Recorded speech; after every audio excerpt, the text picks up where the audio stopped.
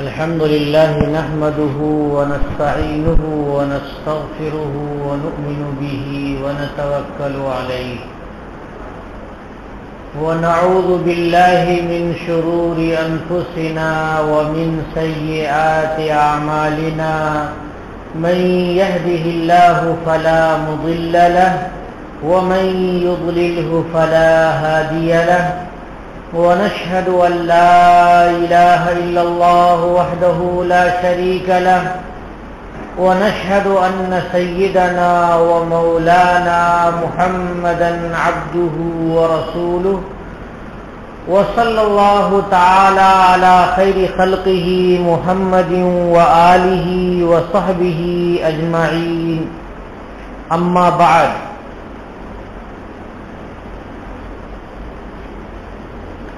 عن سفيان بن عبد الله رضي الله تعالى عنه أنه قال قلت يا رسول الله قل لي في الإسلام قولا لا أسأل عنه أحدا غيرك قال رسول الله صلى الله عليه وسلم قل آمنت بالله ثم استقم.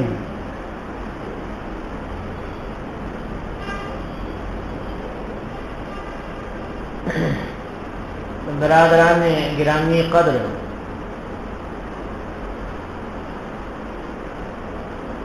دنیا میں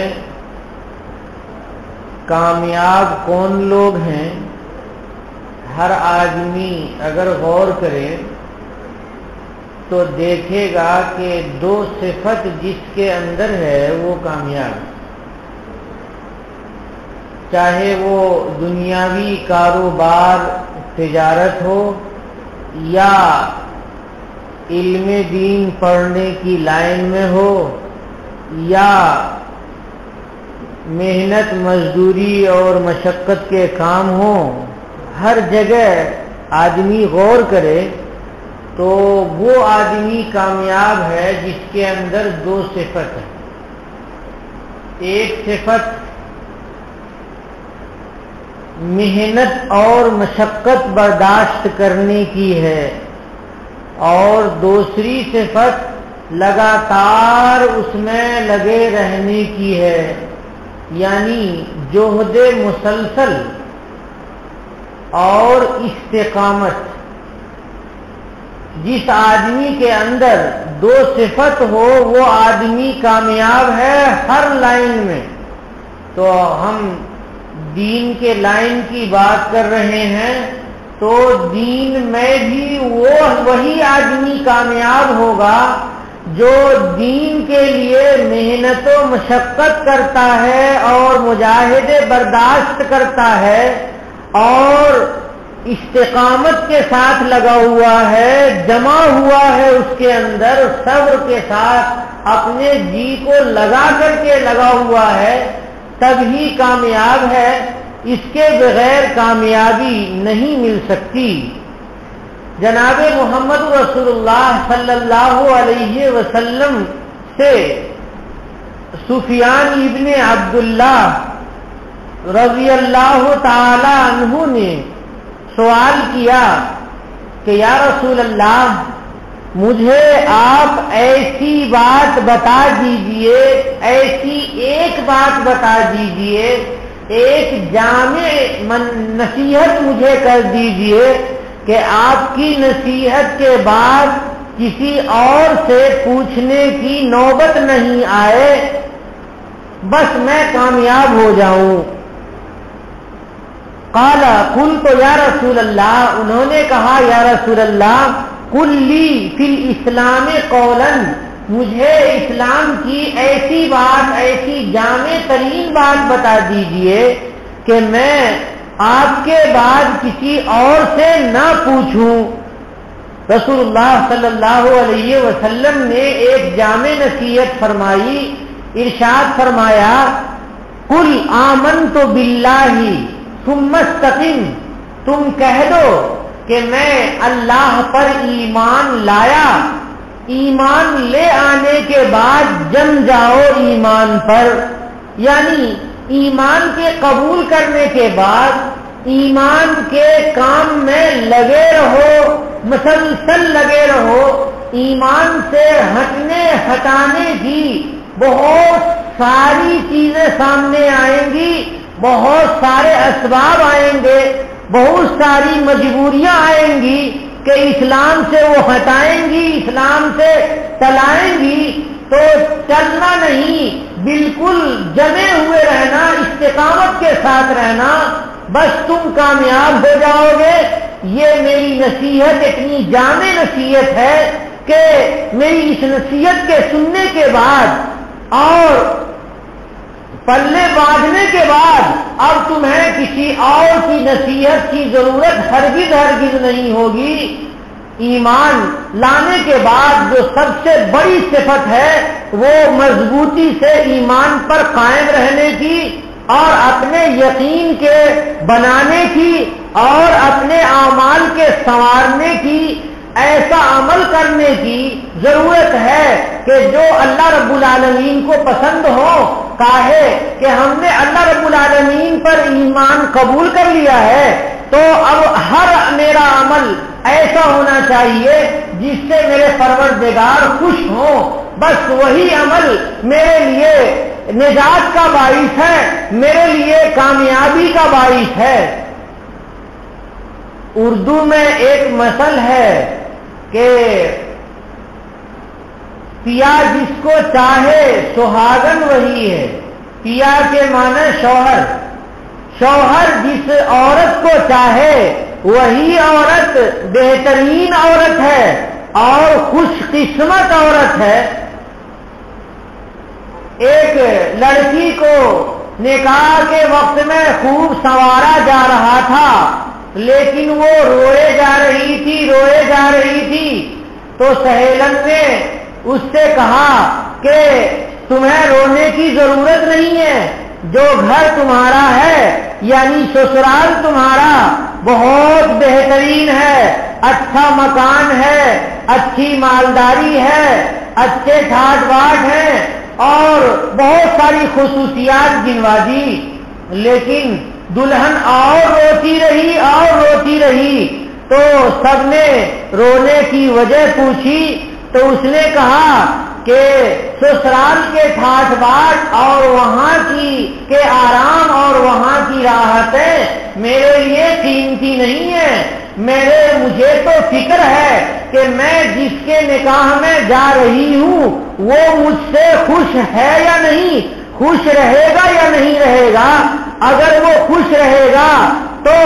چاہے سسرال میں آرام و راحت کے دوسرے اسباب کم ہو میں کوئی پریشانی نہیں، لیکن اگر میرا شوہر ہی مجھ سے خوش نہیں تو میرے لیے سارے آرام و راحت کے اسباب بیکار ہیں۔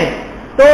پیا جس کو چاہے، شوہر جس عورت کو چاہے وہی عورت خوش قسمت ہے۔ تو اللہ رب العالمین جس بندے کو چاہ لے وہی بندہ خوش قسمت بندہ ہے۔ رب العالمین جس کو اپنے گھر میں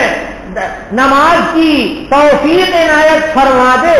ایک تسبیح کے بعد دوسری تسبیح کا موقع عنایت فرما دے، ایک نماز کے بعد دوسری نماز کا موقع عنایت فرما دے اور زندگی میں اطاعت و فرما برداری کی ایک لہر دوڑا دے اور اپنا بنا لے، تو کہتے ہیں، حدیث شریف تو نہیں ہے لیکن کہتے ہیں من کانا مع اللہ کان اللہ معہ، کہ جو اللہ کے ساتھ ہو گیا تو اللہ اس کے ساتھ ہو گیا۔ دوسری اس کی تعبیر ہے من کانا للہ کان اللہ لہ، کہ جو اللہ کا ہو گیا اللہ اس کا ہو گیا۔ تو ضرورت ہے ایمان کے بعد جمے رہنے کی۔ کیسے جمے رہنے کی؟ جیسے کہ ہم اور آپ نے سنا ہے کہ حضرت زید ابن حارثہ ایک بچے تھے، چھوٹے بچے تھے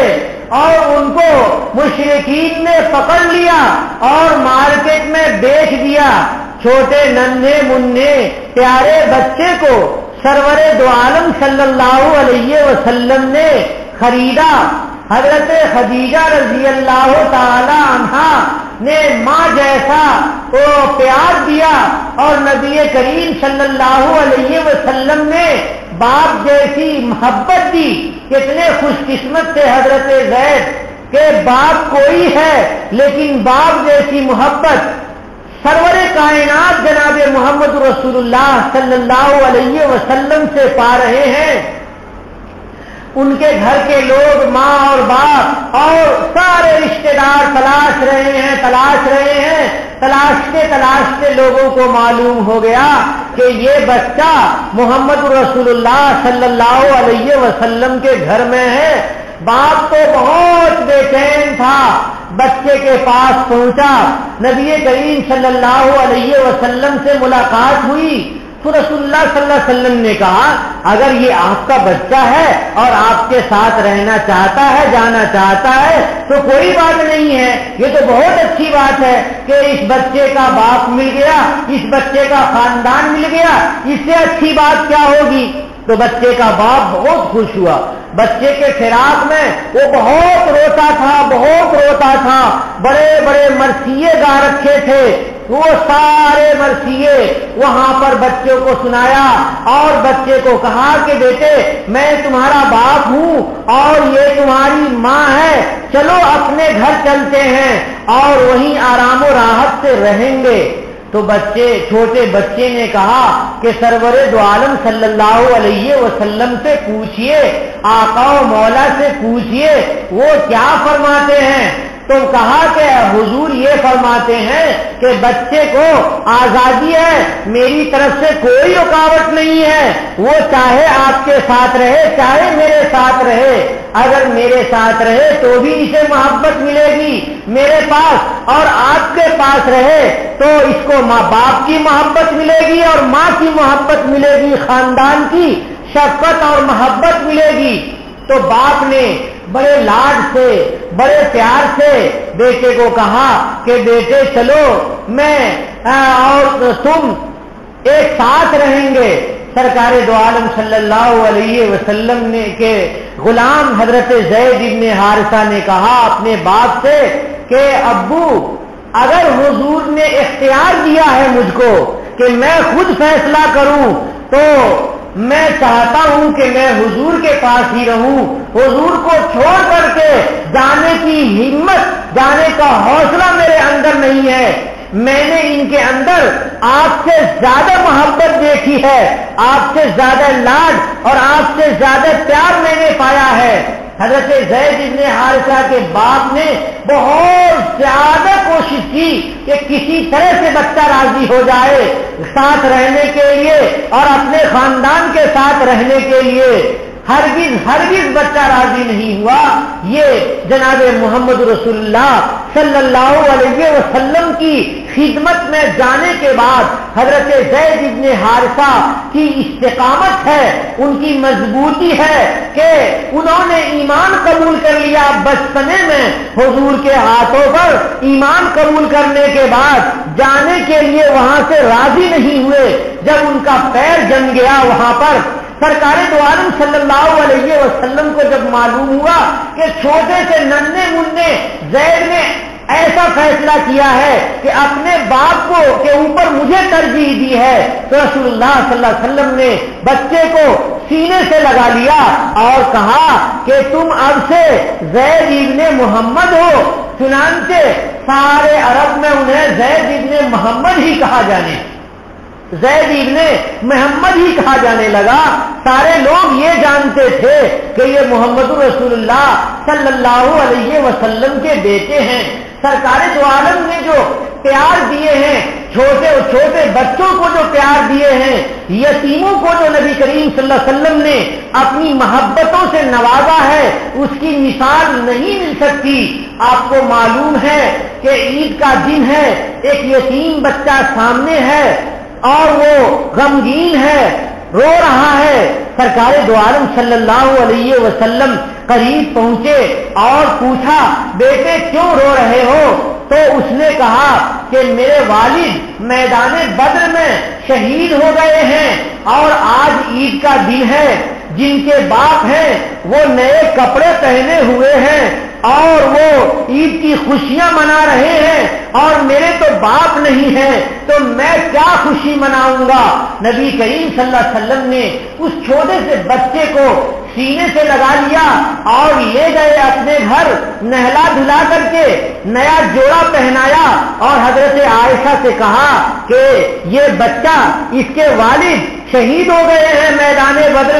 میں اس بچے کا باپ ہوں اور تو اس بچے کی ماں ہے، بتائیے اس بچے کی قسمت کہاں سے کہاں پہنچ گئی۔ سرور دو عالم صلی اللہ علیہ وسلم نے باپ جیسی محبت یتیم کو عطا کی۔ آج ہم اور آپ ہیں، ہمارے محلے میں اور ہمارے قرب و جوار میں، ہمارے پڑوس میں اگر کوئی یتیم ہو جاتا ہے تو اس کا آنسو پوچھنے کے لیے لوگ نہیں جاتے ہیں، بس مرنے کے وقت اس کے باپ کے تدفین وغیرہ کے وقت میں تھوڑے سے ان کے آنسو پوچھ دیے جاتے ہیں، اس کے بعد ان کی خبر گیری نہیں کی جاتی ہے۔ لیکن رسول اللہ صلی اللہ علیہ وسلم ہے کہ جو باپ جیسی محبت دیتے ہیں۔ ہمارا معاشرہ اتنا خراب ہو گیا ہے، مال کی لالچ اتنی زیادہ بڑھ گئی ہے کہ آج یتیموں کے مالوں کے ہڑپنے والے ان کے رشتہ دار ہوتے ہیں، ان کے چچا ہوتے ہیں اور ان کے قریبی رشتہ دار ہوتے ہیں جو ان سے پھسلا کر کے بھی مال کھا لیتے ہیں اور انہیں اور ان کو تکلیف دے کر کے ان سے چھین بھی لیتے ہیں اور ان کے علم کے بغیر ان کے مال ہڑپ بھی لیتے ہیں۔ بڑے بڑے مالداروں کے بچے جب مالدار کا انتقال ہو گیا تو ان کی بڑی بڑی دولتیں غائب کر دی۔ یہ کون لوگ غائب کرتے ہیں؟ وہ قریبی رشتہ دار۔ یہ جھوٹی محبتوں، مال کی محبتوں میں جھوٹی محبتوں کا اظہار کرتے ہیں یتیموں کے سامنے۔ سرکار دو عالم صلی اللہ علیہ وسلم نے جو یتیموں کو محبت دی ہے وہ ایسی محبت نہیں دی کہ جس محبت میں کوئی چور چھپا ہوا ہو، مال کی محبت چھپی ہوئی ہو۔ تو آج ہمیں حضور کی زندگی سے جو سبق لینا ہے وہ سبق یہی لینا ہے کہ ہمیں یتیموں سے جو محبت کرنی ہے وہ ان کے مال کی وجہ سے نہیں، یتیموں سے محبت کرنی ہے ان کی غریبی اور ان کی سرپرستی جو چھوٹ گئی ہے وہ سرپرستی دینے کی نیت سے، ان کے یتیموں کا باپ بننے کی نیت سے، یتیموں کی ماں بن کر کے ہماری مائیں اگر ان کو محبت دیتی ہیں تو یہ نبی کریم صلی اللہ علیہ وسلم اور حضرت عائشہ اور حضرت خدیجہ کی سنت ہے۔ اور اگر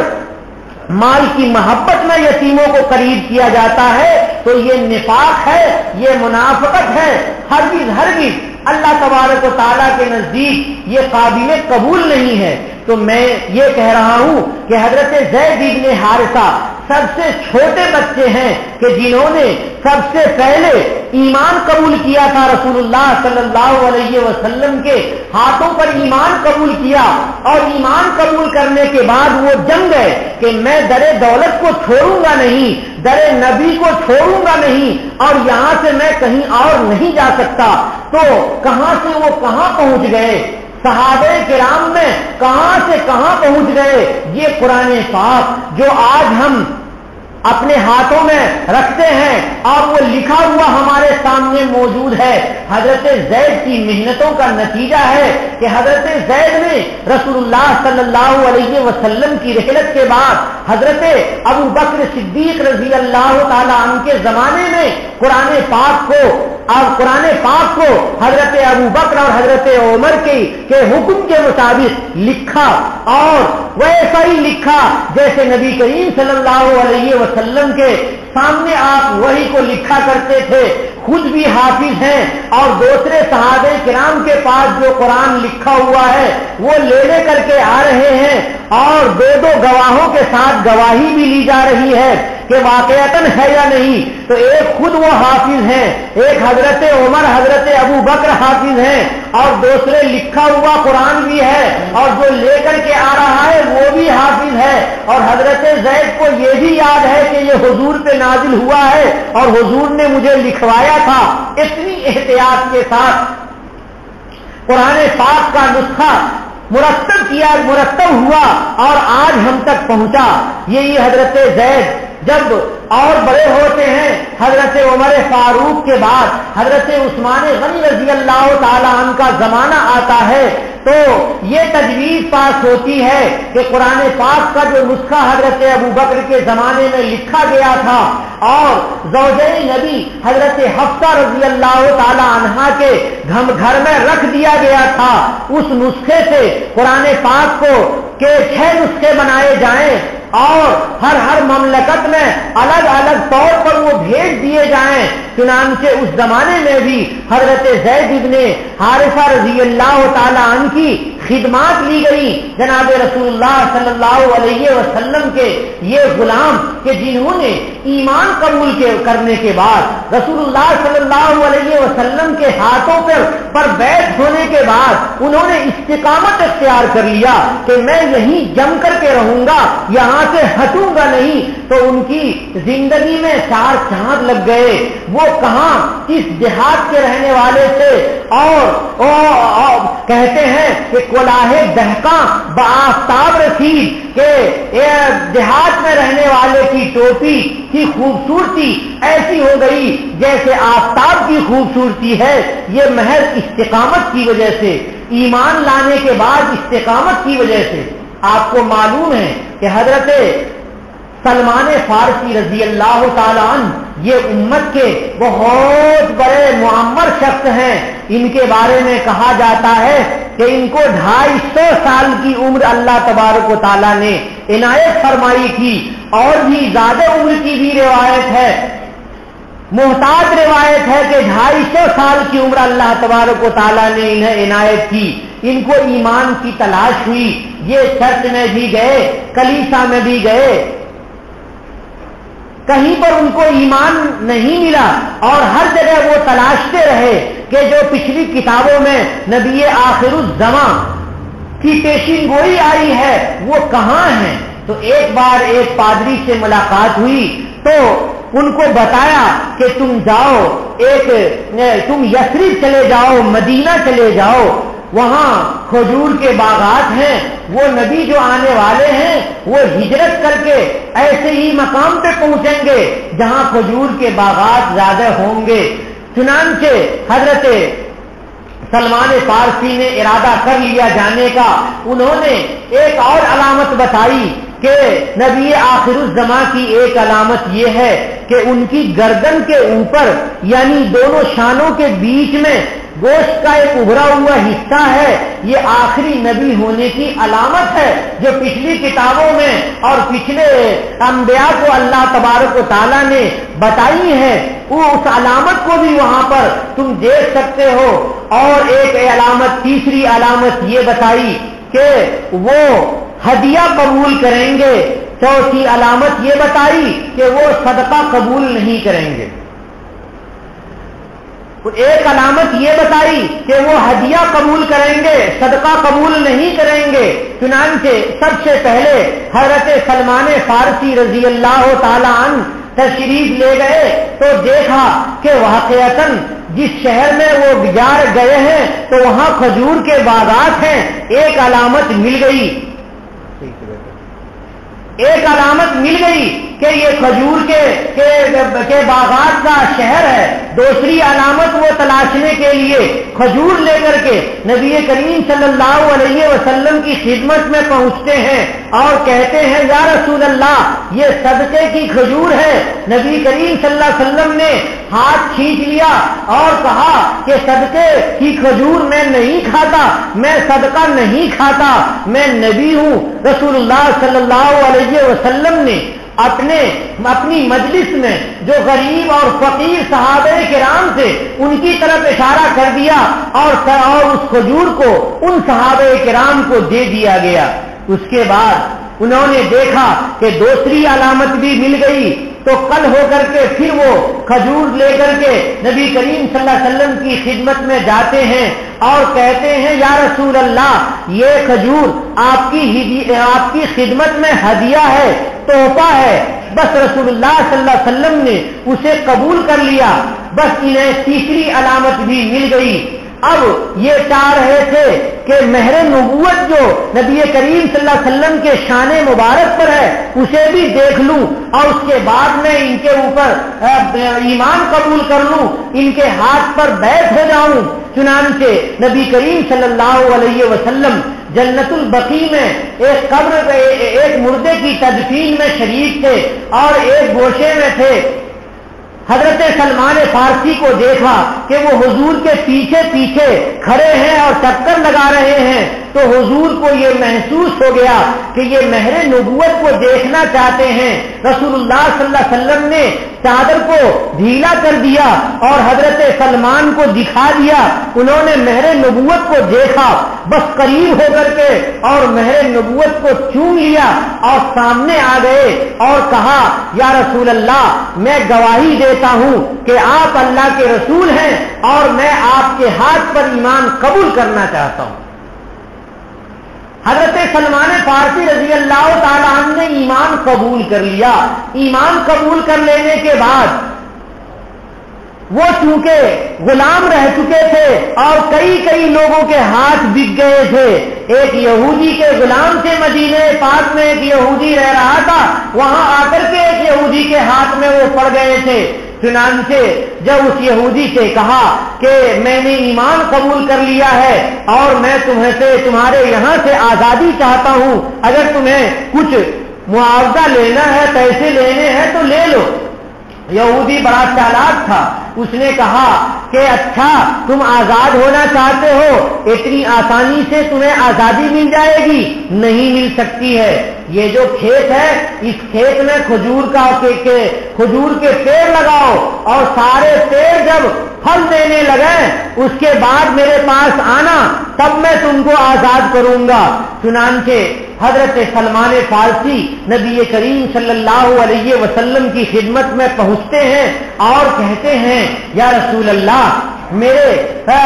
میں جس آدمی کے ہاتھ میں پکڑا ہوا ہوں اور جس کا غلام بنا ہوا ہوں، اس آدمی نے ایسی خطرناک قسم کی شرط لگا دی کہ اب تو بڑی مشکل میں ہو گیا کہ کیسے میں اس کے ہاتھ سے آزاد ہوں گا۔ نبی کریم صلی اللہ علیہ وسلم کو پورا ماجرا سنایا تو حضور نے کہا کہ کوئی بات نہیں ہے، چلو میں چلتا ہوں، میں باغ لگانے میں تمہارا ساتھ دوں گا۔ ساتھ میں حضرت عمر فاروق رضی اللہ تعالی عنہ بھی ہو گئے اور اس کھیت کو صحیح برابر کیا گیا اور برابر کیے جانے کے بعد کھجور کے درخت لگائے گئے۔ نبی کریم صلی اللہ علیہ وسلم نے اپنے ہاتھوں سے اپنے دست مبارک سے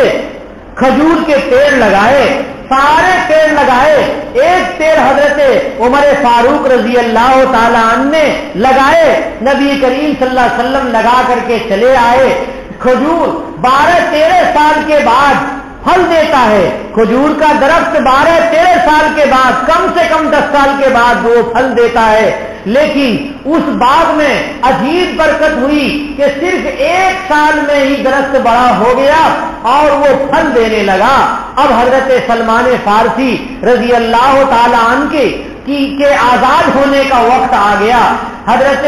دیکھا جا کر کے باغ میں تو سارے درختوں نے پھل دیا تھا، مگر ایک درخت میں روئیدگی نہیں ہوئی تھی، وہ بڑا نہیں ہوا تھا اور وہ پھل نہیں دے سکتا تھا اتنی جلدی۔ تو پوچھا، حضرت عمر بھی ساتھ میں تھے، کہا کہ کیا بات ہوئی کہ ایک درخت نے پھل نہیں دیا اور سارے درختوں نے پھل دینا شروع کر دیا؟ تو حضرت عمر نے کہا یا رسول اللہ، اس میں آپ کا مبارک ہاتھ نہیں لگا تھا، اس میں اس ناچیز کا ہاتھ لگا تھا، اس لیے اس میں معجزے کا ظہور نہیں ہوا، سارے درختوں میں معجزے کا ظہور ہو گیا۔ حضور کی برکت کہتے ہیں کہ آج بھی وہ باغ موجود ہے اور اس باغ کی کھجور میں اتنا مزہ اور اتنا لطف ہے کہ شاہی خاندان کے لوگ اس باغ کی کھجور کھاتے ہیں اور دوسرے لوگوں کے نصیب میں نہیں ہے، دوسرے لوگوں کے حصے میں نہیں ہے۔ مارکیٹ میں کوئی خرید نہیں سکتا اس کو کہ اور بلکہ وہ مارکیٹ میں آئے تب تو کوئی خریدے، آنے کا اس کھجور کو موقع ہی نہیں ہے۔ وہ پورا باغ آج بھی موجود ہے۔ حضرت عثمان غنی رضی اللہ تعالی عنہ نے جو باغ وقف کیا تھا فقراء مسلمین کے لیے، آج وہ باغ موجود ہے، اس باغ کی کھجور بھی لوگ کھاتے ہیں اور مارکیٹ میں بکتی ہے، اور وہ حضرت عثمان غنی رضی اللہ تعالی عنہ کے نام سے بینک میں اکاؤنٹ ہے، اس میں ساری قیمتیں جمع ہوتی ہیں اور فقراء کو آج بھی تقسیم ہو رہی ہے۔ وہ رقمیں نبی کریم صلی اللہ علیہ وسلم کے صحابی حضرت عثمان غنی نے کس خلوص کے ساتھ اللہ کے راستے میں وقف کیا تھا، اور فقراء مسلمین کے لیے انہوں نے باغ کو وقف کیا تھا، اور کتنا بڑا سودا کیا تھا کہ آج بھی، اور مجھے ایسا لگتا ہے کہ وہ برکت قیامت تک باقی رہنے والی برکت ہے، کیونکہ تہے دل سے اور دل کی گہرائیوں سے اور بڑے خلوص کے ساتھ یہ وقف کیا گیا تھا اور اللہ کے راستے میں خرچ کیا گیا تھا۔ جو